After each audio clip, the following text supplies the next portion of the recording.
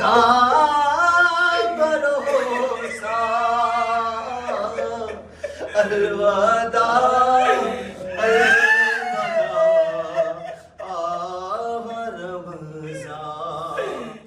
Next question ہے، دعا کی قبولیت کے لیے اگر رونا نہ آئے تو جان بوجھ کر رونے والی شکل بنانا سنت ہے؟ جی بزرگوں کی سنت ہے یہ ہمیں کہیں تعلیم نہیں دی گئی ہے. یہ یعنی صوفیاء کے یہاں پایا جاتا ہے کہ اگر آپ کو رونا نہ آئے تو آپ جان بوجھ کے رونے والی شکل بنا لیں. اور اگرچہ اللہ کو تو معلوم ہے ہمارے دل کی حالت کیا ہے، اس کے سامنے کیا آپ نے، کیونکہ یہ لوگ شکلوں سے ہی دھوکہ دے رہے ہوتے ہیں نا، فریب کر رہے ہوتے ہیں نا یہ. تو یہ بالکل صوفیاء کا موقف باطل ہے. رونا آئے جبھی رونے جیسی شکل بنانی چاہیے، یعنی اس طریقے سے جان بوجھ کے آپ رونے والی شکل اسی لیے آپ دیکھیں گے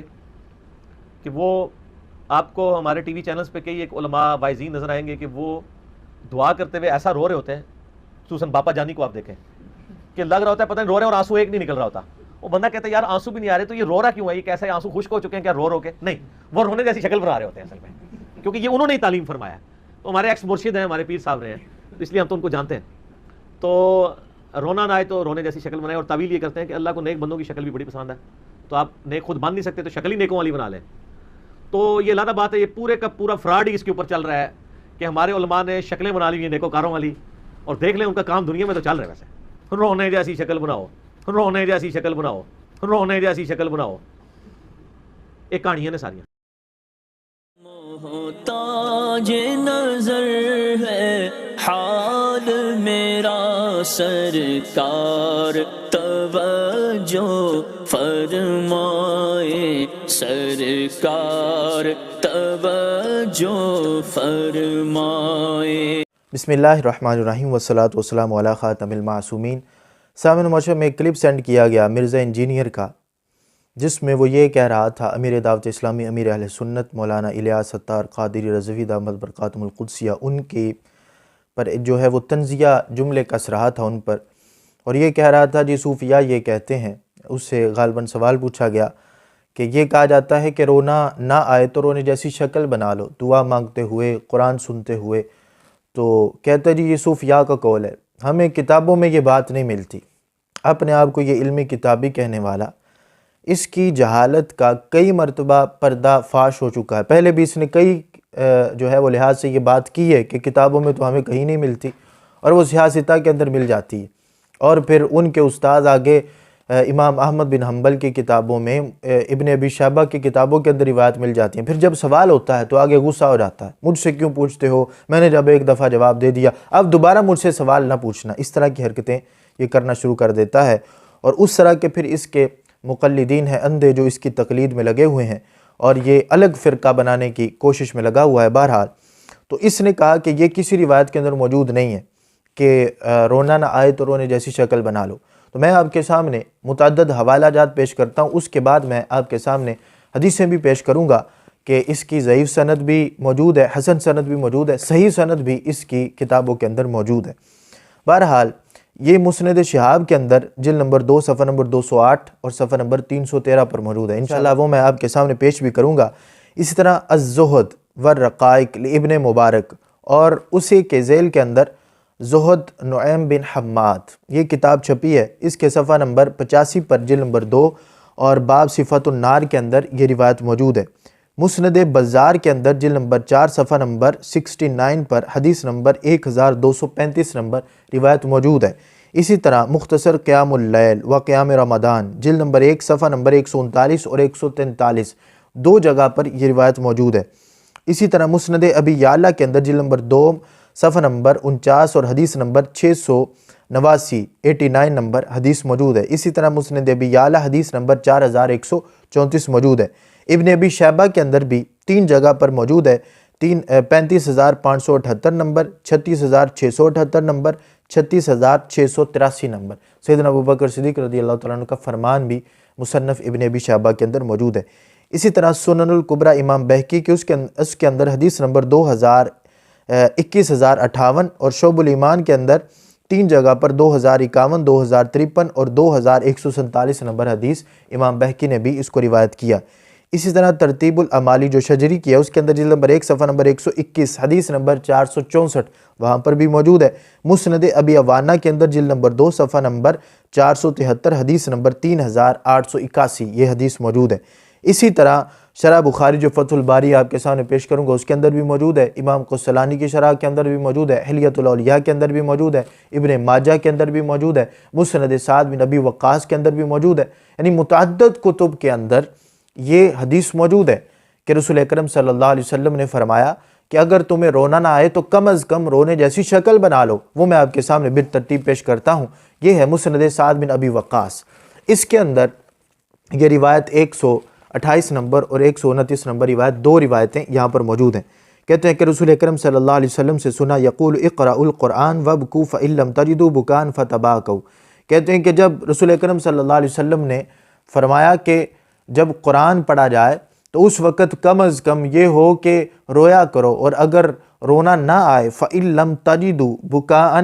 اگر رونا نہ آئے، رونا نہ پا سکو تو پھر کیا ہو، فتباکوا، تو پھر کم از کم یعنی ایکٹ کرنا، رونے کی کوشش کرنا ہے، اپنے آپ کو تکلف میں ڈالنا ہے، کوشش کرنا ہے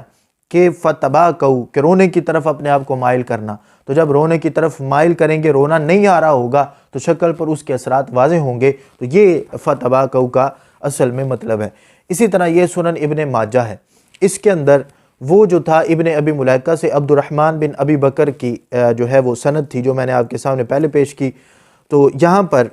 سنن ابن ماجہ کے اندر حدیث نمبر 1337 ہے، اس میں ابو رافع ابن ابی ملیکہ سے روایت کر رہے ہیں، اور آگے ہے ان ھذا القرآن نازل بحزن فاذا قرأتموه فابکوا فإن لم تبکوا فتباکوا فإن لم تبکوا فتباکوا، اگر رونا نہ پا سکو تو پھر کم از کم رونے کی طرف مائل کرو، اپنے آپ کو تکلف کرو، رونے جیسی شکل بنا لو، یہ ابن ماجہ کے اندر۔ اور اسی طرح 4196 نمبر حدیث بھی ابن ماجہ کے اندر موجود ہے، ابو رافع سے ہی یہ روایت موجود ہے۔ اسی طرح میں آپ کے سامنے شروحات پیش کرتا ہوں، اس کے بعد میں کچھ اور اسناد جو ہیں وہ کچھ اور طرق جو ہیں وہ آپ کے سامنے پیش کروں گا کہ یہ ارشاد الساری ہے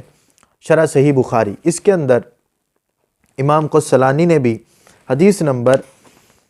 4729 نمبر حدیث کے تحت اور سورہ مریم کی تفسیر کے تحت اس کو جو ہے وہ خروا سجدا و بکیا جو قرآن کے اندر ہے کہ جو ہے سجدے میں پڑھتے ہیں اور پھر وہ روتے ہیں، یہ مومنین کی نشانیاں وہاں پر بیان کی گئی۔ تو یہاں پر پھر اس کی جو ہے وہ شرح کرتے ہوئے امام قسطلانی نے یہاں پر لکھا روا ابن ماجہ من حدیث سعید مرفوعا نزل القرآن بحزن فاذا قرأتموه فابکوا فإن لم تبکوا فتباکوا، یہ امام قسطلانی نے بھی اس کو پیش کیا۔ اسی طرح فتح الباری کے اندر ابن حجر عسقلانی رحمہ اللہ تعالی نے بھی اسی چیز کو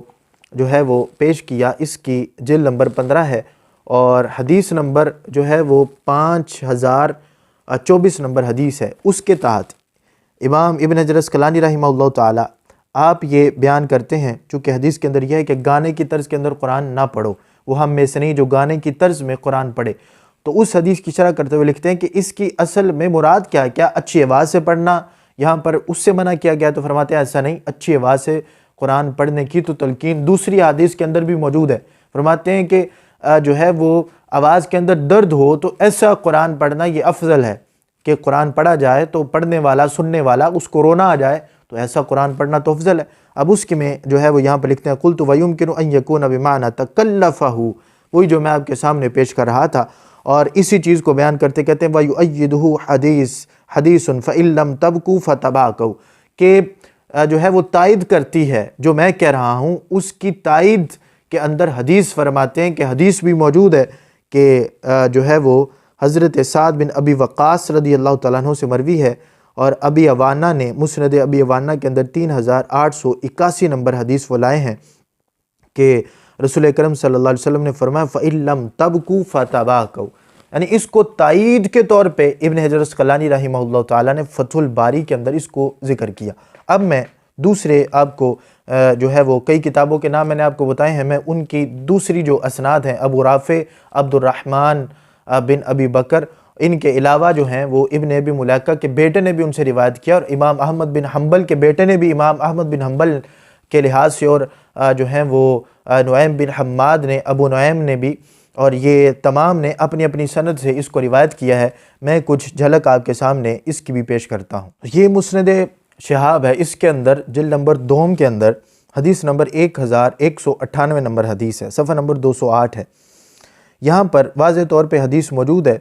اور جیسا میں نے ابھی حلیۃ الاولیاء میں بھی میں وہ اس کی سند بھی آپ کے سامنے پیش کروں گا کہ یہاں پر عبد الرحمن بن عبید بن ابی ملیکہ سے وہ روایت کر رہے ہیں، عن ابن ابی ملیکہ عن عبداللہ ابن عبداللہ ابن صائب بن ابی نحیک، اور ایک میں نحیک بھی ہے۔ کہتے ہیں کہ قال جئت الی سعد، وہ جو عبد الرحمن بن ابی بکر والی سند تھی جو مسند سعد بن ابی وقاص میں تھی، یہ دوسری سند کے ساتھ جو ابو نعیم کی سند ہے اس کے ساتھ یہ روایت کرتے ہیں، اور آگے یہ لفظ موجود ہیں کہ اقرأوا القرآن وابکوا فإن لم تبکوا فتباکوا، کہ جب قرآن جو ہے وہ پڑھو تم لوگ تو اس وقت یہ ہے کہ رویا کرو، اور اگر رونا نہ آئے تو فتباکوا، رونے جیسی شکل بنا لو۔ تو اسی طرح صفحہ نمبر جو ہے مسند شہاب کا یہ 313 ہے، اور حدیث نمبر 1431 نمبر حدیث یہاں پر موجود ہے، اور یہ دوسری سند کے ساتھ جو ہے وہ یہ مسند شہاب کے اندر موجود ہے۔ اس میں بھی آخر کے اندر کہتے ہیں کہ فَإِن لَمْ تَبْكُوا فَتَبَاكَوْا، رونا نہ آئے تو رونے جیسی شکل بنا لیا کرو۔ اسی طرح حلیۃ الاولیاء کے اندر بھی ابو نعیم نے اس کو روایت کیا ہے، اور صفحہ نمبر 261 ہے۔ اس میں وہ اپنی سند کے ساتھ امام احمد بن حنبل کے طریق سے آگے اس کو روایت کر رہے ہیں، اور فرماتے ہیں کہ رسول اکرم صلی اللہ علیہ وآلہ وسلم، یعنی یہاں پر صحابی ہیں، کہتے ہیں کہ ابو موسیٰ اشعری رضی اللہ تعالیٰ عنہ نے خطاب فرمایا بصرہ میں لوگوں سے، فرمایا یا ایھا الناس، اے لوگو رویا کرو، یہ خطاب فرمایا، اور فرمایا فَإِن لَمْ تَبْكُوا فَتَبَاكَوْا، اگر رونا نہ آئے تو کم از کم رونے جیسی شکل بنا لو، یعنی تکلف کیا کرو، اپنے آپ کو اس طرف مائل کرو، رونے جیسی شکل بنا لو۔ تو اسی طرح میں نے جو دوسرا پیش کیا کہ امام بہقی نے بھی شعب الایمان کے اندر اور اپنی سنن الکبریٰ کے اندر بھی اس کو روایت کیا ہے، اور اس طرح مختلف طرق، اس کے کافی طرق موجود ہیں، اور یہ صحیح طرق جو ہے وہ طریق بھی اس کا موجود ہے۔ اس طرح کم از کم یہ روایت حسن درجہ کی ہے، اور اتنی کتابوں کے اندر موجود ہے، یہ تو میں نے بھی تھوڑے نام لیے تھے، درجنوں کتابوں کے اندر یہ روایت ہمیں ملتی ہے کہ ذکر اذکار کے جو معاملات ہیں اس کے اندر بھی کئی ائمہ نے اس چیز کو واضح طور پہ لکھا کہ رسول اکرم صلی اللہ علیہ وسلم نے اور سرکار کے صحابہ نے، ابن ابی شیبہ نے سیدنا صدیق اکبر رضی اللہ تعالیٰ عنہ سے اس چیز کو بیان کیا کہ صدیق اکبر فرماتے تھے کہ اگر رویا کرو، اگر تمہیں رونا نہیں آتا تو کم از کم کیا کرو، جو ہے وہ رونے جیسی شکل بنا لو، اپنے آپ کو اس کی طرف مائل کیا کرو۔